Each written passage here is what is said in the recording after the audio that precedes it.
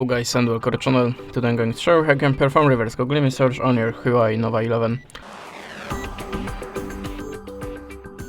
So there we have a no Google Lens or the just Google services on this device, so I'm going to show you the other method. In the first step, open your web browser and go to the google.com.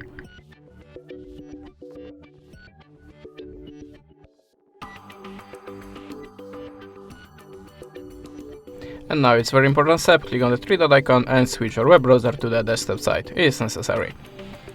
Now just click here on this little camera icon and choose upload a file. Add the permissions to camera and to the files. Then choose the destination of your file. Now look for the photo that you want to search in the Google, like this one for example. Click the accept icon. Oh, okay, that was a video, so sorry about that. We can just take a photo or